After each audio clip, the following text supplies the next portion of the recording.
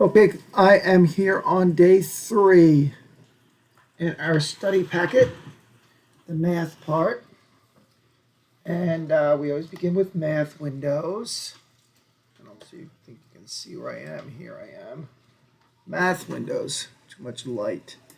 Anyway, assuming you have your own that you can look at. My Zoom, I don't have my little thing I have to attach to zoom in. So you're going to have to be reading your own if you can't see this. Let me see if I can see it.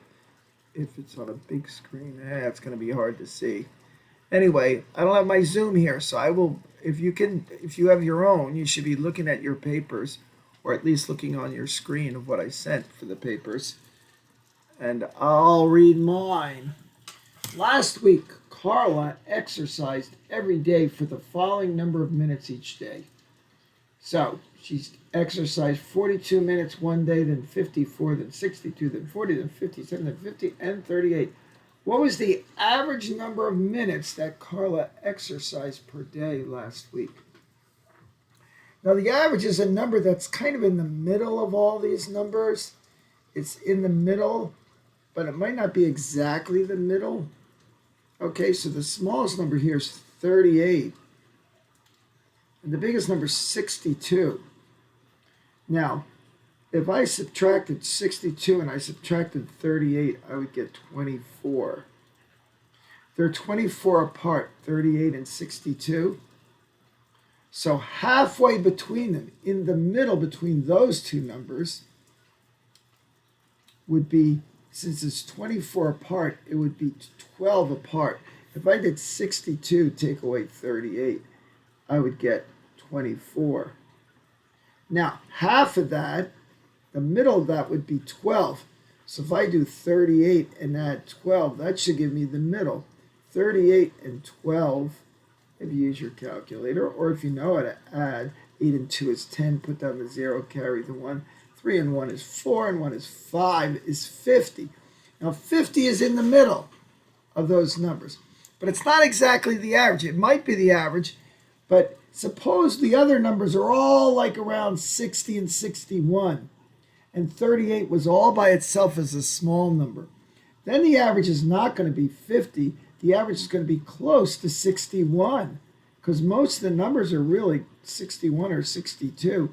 The average will be like close to 61, not 50. The average is the middle of all the numbers. So the way we find the average is we add up all the numbers. You got to add them all up. And then you're going to divide by, to get the middle one, you divide by 1, 2, 3, 4, 5, 6, 7. You divide by 7. Okay? So you would have to add these all up and divide by 7 to get the average.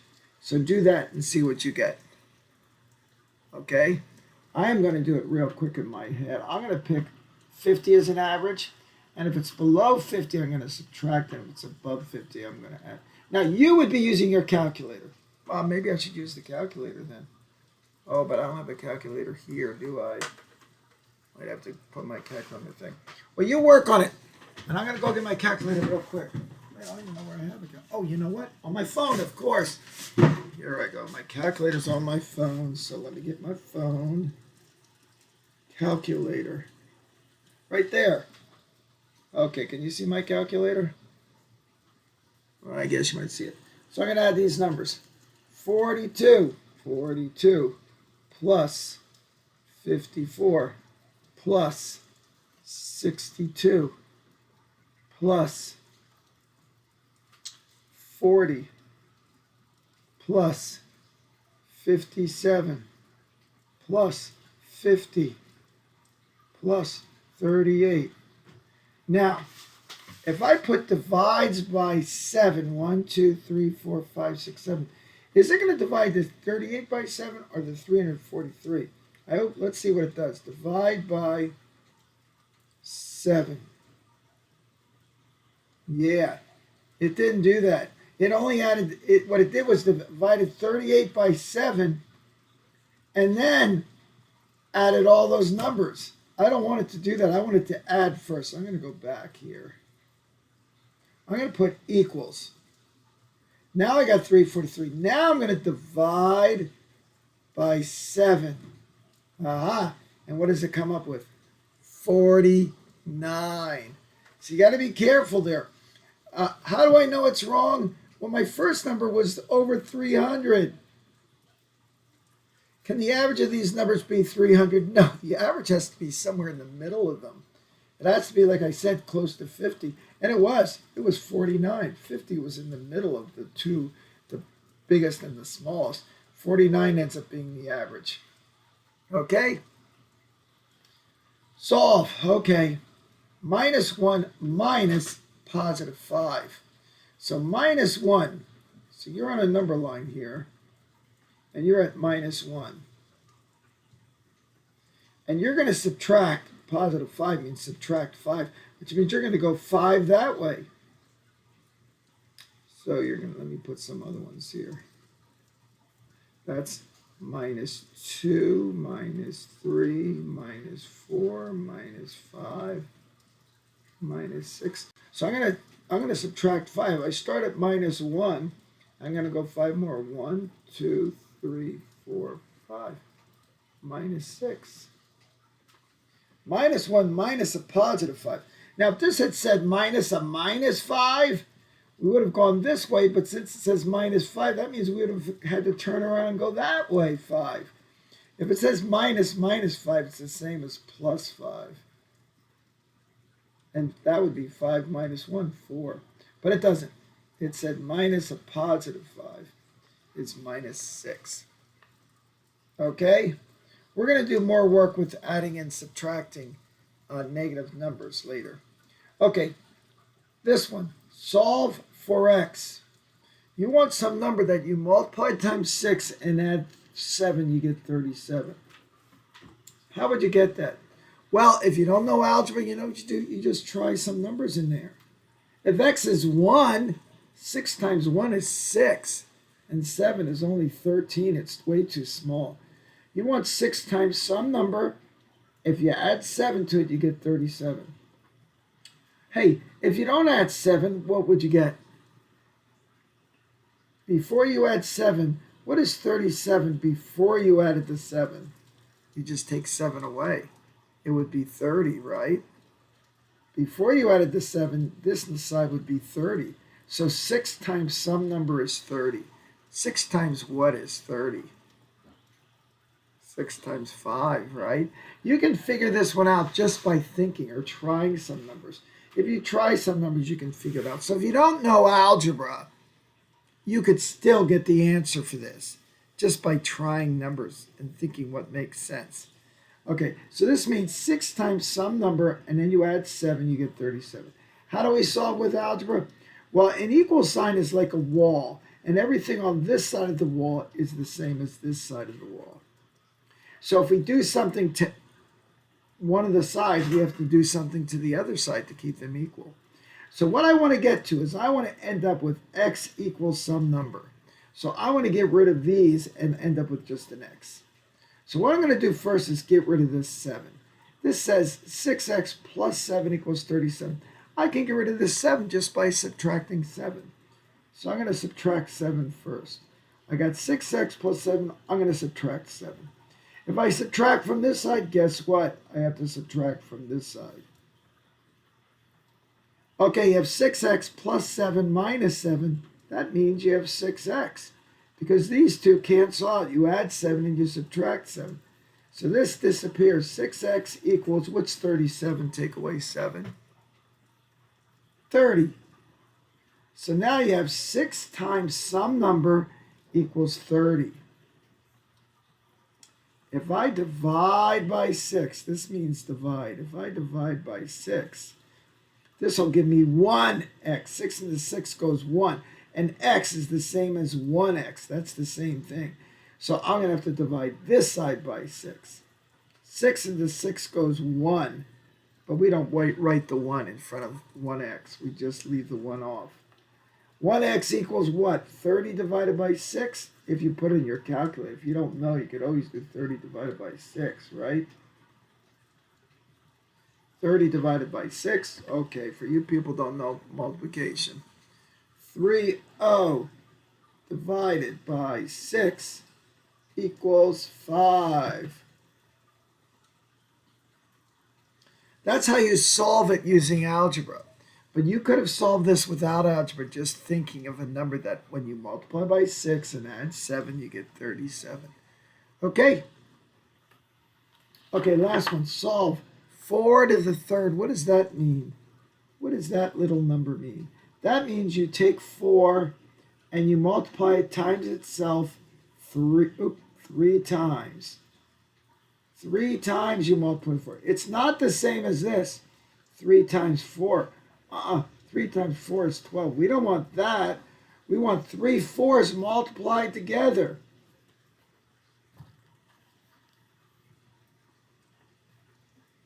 Here we go. Clear it.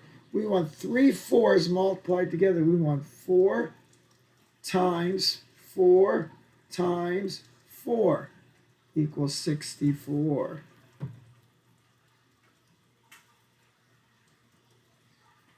That's called 4. You could say 4 to the third, or sometimes they say 4 cubed. 4 cubed. Cubed means you do 3 of them.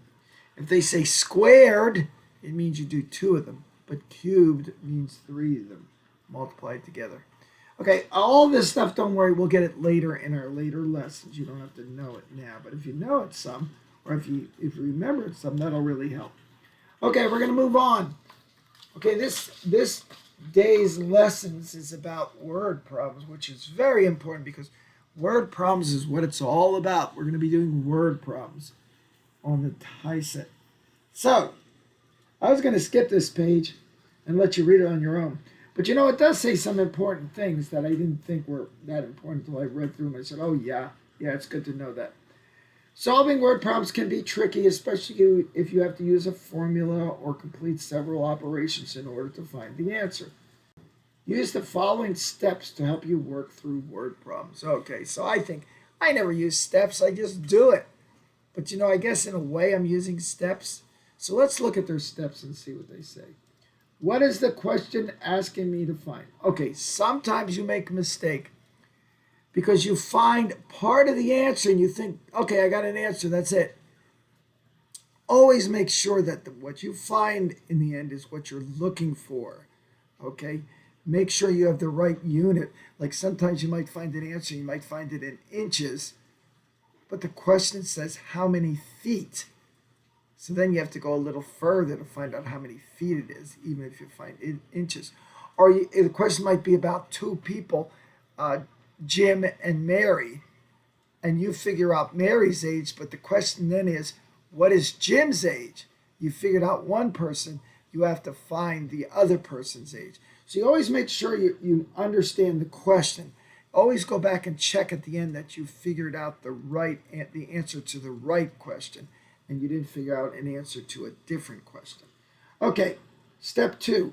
What information from the problem do I need? What information is unnecessary? Okay, usually most problems you're going to see, they give you the necessary information, but sometimes they try to trick you and they give you information that you don't need. They're purposely making you select the right information. Or sometimes you'll be looking at a chart and you have to look up the right information in the chart. There might be a lot of information, and you got to find the right information in the chart, okay? So always make sure you're not just using numbers because they put them in the problem. They may have put them in the problem to trick you. Sometimes the problems try to trick you, so be careful.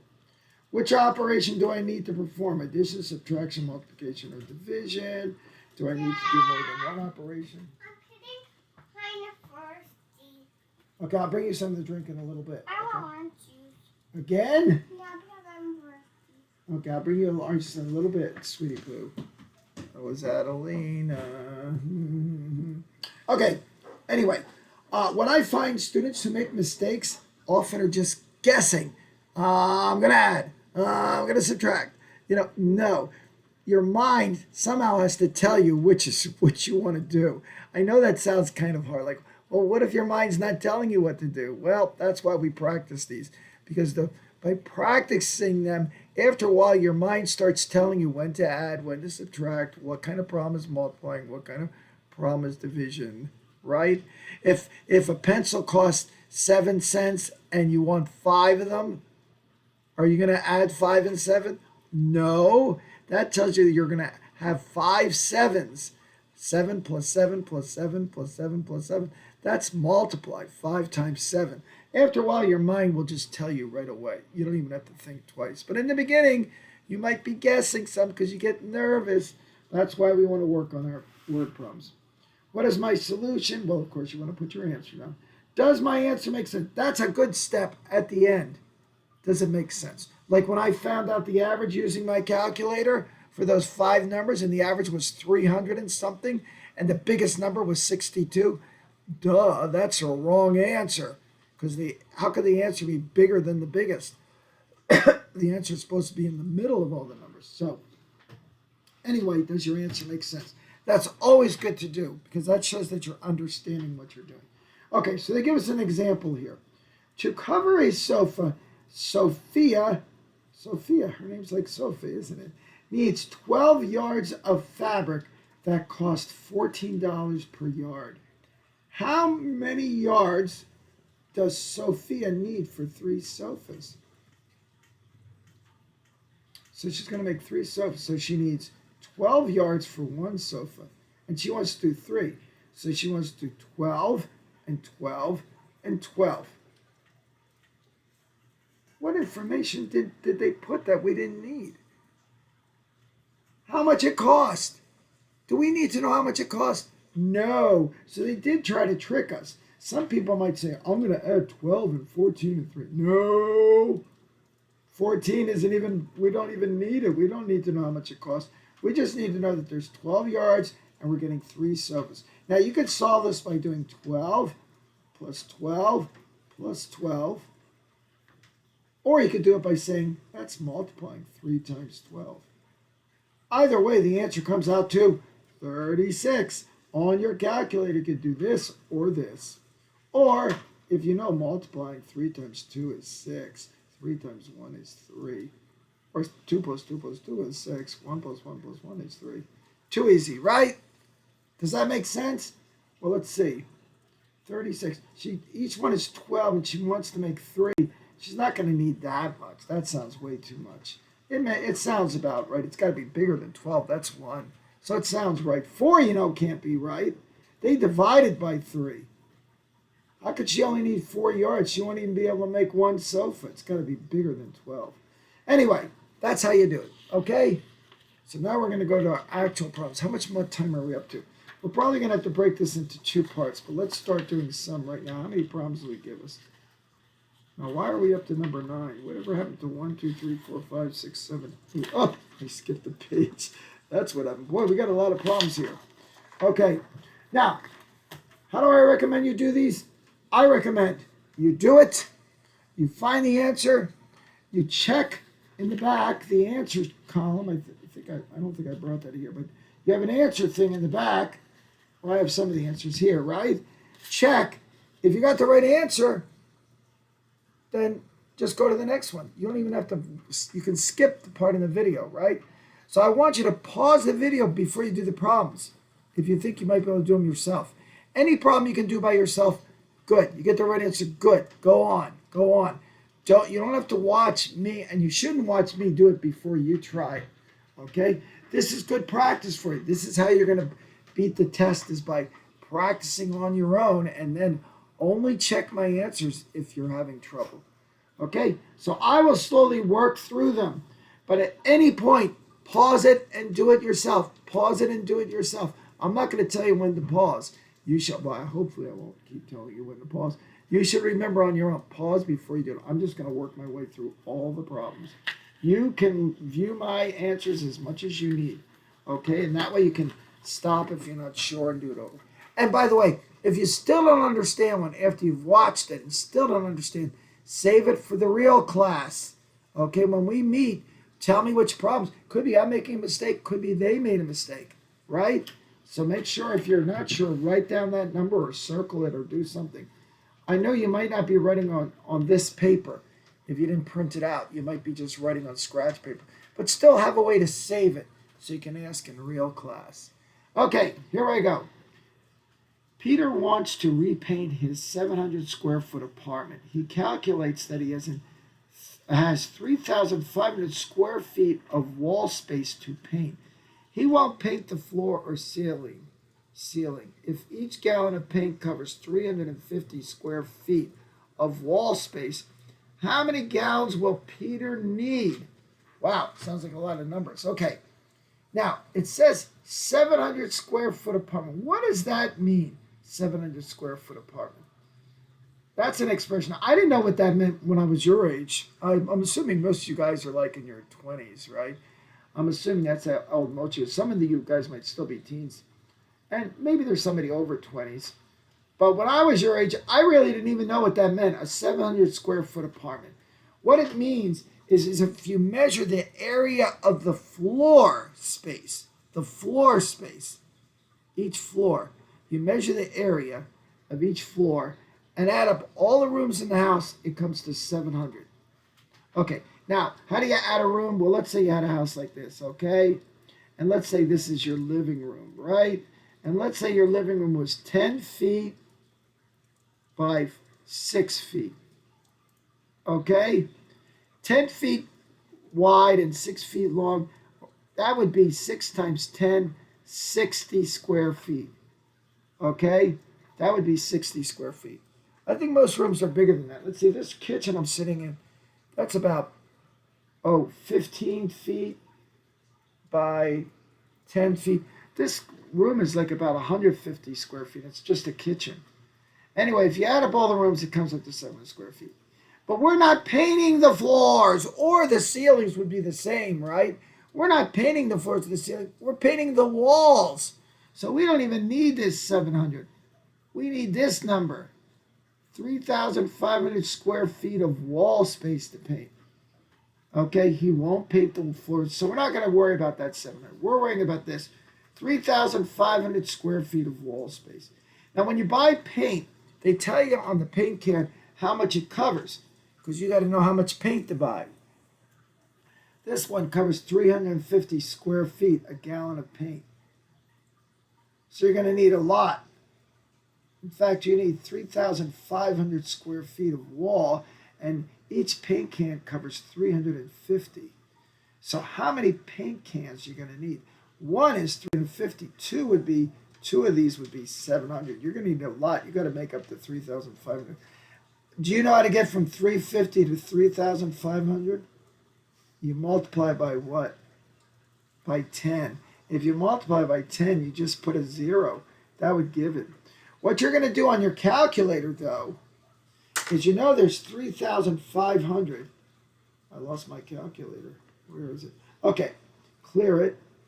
Okay, we'll clear it. Now, there's 3,500 square feet. And I want to know how many of these 350s will fit into there. So that's a division problem. Divided by 350. Another way of saying is 350 goes into 3,500 how many times? How many times can you divide 3,500 to get 350 in each can? That would be 10. 10. 10 cans would be 10 times 350, 3,500. Okay? That was a division problem. 3,500 divided by 350. Or some of you could just say that was multiplying. What number times 350 is 3,500? 10 times 350. Okay, number 2. Let me clear this one. Number 2. For a family party, Daryl wants to be sure that each child gets 2 party favors. The party favors cost $3 each, and there are 11 children coming. How many party flavors will Daryl need? Okay, so there's 11 kids. I want to get party flavors. I'm going to give each kid 2 party flavors. The party flavors cost $3 each. I don't care how much they cost. I just care about this. I need 2 for each kid, and there's 11 kids. So I want 2 times 11. Or you could say I want to give them each one, and then give them each one again. So that's 11 and 11. You could do it either way. 1 and 1 is 2. 2 times 1 is 2. Either way, it's 22. Or you could do it on your calculator, 2 times 11. 22 party favors needed. What are party favors anyway? They're little gifts that you give the kids. It used to be that birthdays, all the gifts were for the kid whose birthday it was. Now I notice that you have to buy junk for the kids who are coming to the birthday party. Can't they just come and enjoy? You have to give kids things all the time. Ay, ay, ay. I better be quiet or Idolina's going to hear me and she's going to come in here and yell at me. Okay, number 3. Sarah and Kate live 18 miles apart. They both work at the same office. If Sarah lives 25 miles from the office and Kate lives 35 miles from the office, how many miles farther from the office does Kate live than Sarah? So here, let's put O for office. Okay, Sarah lives 25 miles away. That's Sarah. Kate lives 30 miles away. This is Kate. And they live 18 miles apart. How many miles farther from the office does Kate live than Sarah? How much longer is this than this? Well, we don't care about that. We don't care about how far apart they live. How much further is Kate than Alice? How would you know how much further? Well, Sarah goes 25 miles home. After Kate's gone 25, how much more does she still have to go? How much further does she live? How do you get that? 30 minus 25, because after she's gone 25, she still has what to go? 5, because 5 and 25 is 30. Or, like I said, you can do 30 minus 25 equals 5 more miles. How many miles further from the office does Kate live than Sarah? I read it over again just to check and see, make sure I was doing the right answer. 5 more miles. Yeah, she lives a little further. Just 5 more miles further. That makes sense. Okay? Now, here's a chart we have to use to answer 4 and 5. What am I up to? Yeah, we can do these two maybe. Joyce owns a beauty shop and she has posted the following information in her salon. Manicure takes 30 minutes to complete and the price is $15. Pedicure, 30 minutes, $25. Mani and pedi, I guess that's manicure and pedicure, 45 minutes. Facial, makeover. Okay, those are her sign. How long things take and how much they cost. Now they got 2 questions that go with this one, 4 and 5. How many minutes will it take Joyce to give 3 pedicures? So I go to pedicures. You have to find the right information. They said pedicures. Here's pedicures. And each pedicure takes 30 minutes. How many minutes will it take Joyce to do 3 of them? Well, it would be 3 times 30. Or you could say 30 plus 30 plus 30, whichever you like to do. 3 times 3 is 9, or 3 plus 3 plus 3 is 9, and then you got the 0 and the 9, or the 0 and the 9. Or, of course, you can do it here, either by multiplying 3 times 30. By the way, you could do 30 times 3 would also work, 90. Either way, they all come out 90. Is that there? Yes, that makes sense. I go back and look real quick. I did pedicures and I did 3. Yes, that makes sense. Now, how much more does a customer pay for the makeover than for the manicure and pedicure combination? So the first time I did this, I said, manicure and pedicure, 15 and 25, 40, right? But then I realized that you can get them both together, and then it's only 35. I had to be careful there. If I added manicure and pedicure, I'm going to come up with 40. I didn't realize that there's a choice where you put them together, and then it's 35. So it's a combination. So this one costs 35, and the makeover is what? Here's makeover is 60. So the makeover is 60. Now, how much more do you pay for this than this? How much bigger is this than this? My kids in second grade always want to add all the time. How much bigger than this is? And they add and they get 95. How could this be 95 bigger than that? Is that an answer? Well, they didn't put 95. What do we have to do? We have to subtract. And always when you subtract, you put the bigger number first on top. Well, almost every time, unless you're doing negative numbers. Okay, 60 take away 35.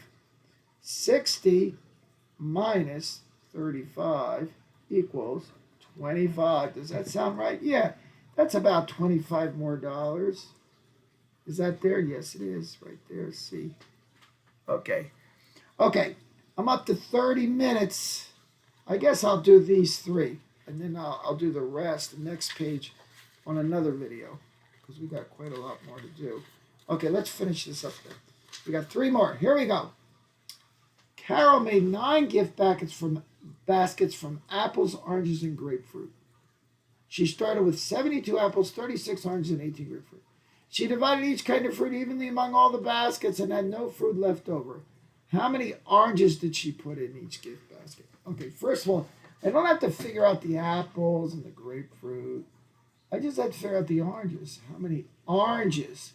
Now, oranges, it says 36 oranges, 9 gift baskets. So she's going to split up the oranges, or she's going to divide up the oranges into 9 baskets. So you could do it like, if you don't know how to do it, you could always draw 9 baskets.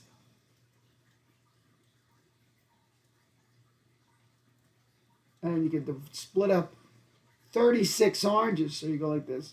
I'm going to put an X. 1, 2, 3, 4, 5, 6, 7, 8, 9, 10, 11, 12, 13, 14, 15, 16, 17, 18, 19, 20, 21, 22, 23, 24, 25, 26, 27, 28, 29, 30, 31, 32, 33, 34, 35, 36 oranges. How many do I put in each basket? 4. Oh, that took way too long, though. How else could you do it? Of course, you could just say there are 36 oranges, and I want to divide them into 9 baskets. 9. How many 9s can I go? 9 groups. 4 equals 4. That was a division problem. Or you could say 9 baskets times what number make 36? If you like to do multiplication better, 9 times what is 36? But that's not 9 times 36. It's 9 times what number is 36? 9 times 4. Got it? Okay. Now this one I don't like. I'll tell you why. Which quarter shows the smallest difference between the gross earnings and net profits? The gross earnings and net profits. Which one shows the smallest difference? How do you find the difference between the earnings and the profits, between this and this? How do you find the difference between these two numbers? What does that mean? The difference between them means how much bigger is this number than this number? You subtract. The difference is another word for subtract. Okay, so you have to subtract all of these, and then you want to find the smallest one. Okay, so here's what I'm going to do. I'm going to just look at the how many thousands. This has a 9 and a 13 is 4 apart. This one's 4 apart. This one's 3 apart. This one's 4 apart. This one's 3 apart. This one's 3 apart. So maybe I can get rid of the 4s and not have to do them. But I think you can even win with the 4s. It's possible. The 4s are at least 3,000 apart. And maybe more. Can we just look at the 3s? Oh, I don't know if we can just look at the 3s. Okay. I guess there's no easy way to do this except by subtracting them all. So get your calculator out and get to work. The only way to do this and be sure, I think, is to, of course, we don't have to do them all. We only have to do these that they showed. So one of them we don't have to do. Okay, first quarter 2004. Let's see. Let's just write. I'm going to write the answers right there. First quarter 2004. Ay, ay, ay. 1,300. 13,000. Don't say it wrong. 482. Did I do that right? Nope, I did two fours. So I have to go back. So you have to mix. When you're using a calculator, you can still make mistakes. Okay, 13,482 minus 9,682. 9,682 equals 3,800. So I'm going to put 3,800 right there. I could put it over here. I don't know. 3,800. Okay, I'll write it here. Okay, third quarter 2004. Of course, when you're taking the test, you're not going to be able to write on the screen because you'll be doing it on a computer. So you'll have to do it on your scratch paper. If you're allowed to write on the test, you would just write it right there on your test. Okay. Except you won't have a paper, so you'll have to write it somewhere. You'll have to write it on your scratch paper somewhere, and put. Maybe you could do this on your scratch paper. A 3,800. That would be probably best. Write it on your scratch paper. A 3,800. Okay, now I lost my calculator. Here's my calculator. Here we go. So now I'm going to clear it. And I'm going to do third quarter 2004. Third quarter is this one. 16980. 16980 minus third quarter 2004. 13901. 13901 equals 3,079. And that's B. 3,079. Now, if I want, I don't have to put the. I only have to circle an answer or choose an answer. I can just say, okay, A's out, B's winning. Right? B is winning now. So now I'm going to do this one. Fourth quarter 2004. Fourth quarter 2004. Okay, clear this. I wish it would clear an easy. Oh, I know I have to push equal before I can clear. Okay, here we go. Fourth quarter 2004. 14721. 14721 minus 10,884. 10,884 equals 3,837. You lost. Clear you. What else? First quarter 2005. First quarter 2005. Here we are. 12871 minus 9621. 9621 equals 3,2. You lost. 3,079 still wins. Last one. Second quarter 2005. 17906 minus 14003 equals 3,900. Forget you. What was the winner? B was the winner. That was the smallest difference. That's some work, huh? Okay, we're getting way too long here. One more. A certain health insurance plan costs $3,000 per year for a family of 6. If each member of the family has $750 in medical expense in a year, and the plan pays 100% of those expenses, how much will the family save by purchasing the plan? Okay, so it costs $3,000 if they buy the plan. If they don't buy the plan and they have to pay $750 in medical expenses in a year, each member, so there's how many? There's 6 in the family, and they each have to pay $750. So you could add 750 plus 750 plus 750 plus 750 plus 750, or you can what? Multiply. So that's what we're going to do, multiply. We're going to multiply 6 times, they each had to pay 750 equals 4,500. Now that's what they would have to pay if they didn't have insurance. They each paid $750. There's 6 people. 6 times 750 is 4,500. But with the plan, it pays 100%. That means it pays everything. So instead of them having to pay $4,500, they just pay for the plan, and the plan pays the $4,500. How much did the plan cost? $3,000. How much did they save? How much bigger is this than that? That's what they saved. What do? You subtract.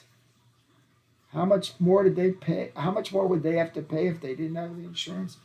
Well, I could have started with 4,500 minus 3,000 equals 1,500. And there we are.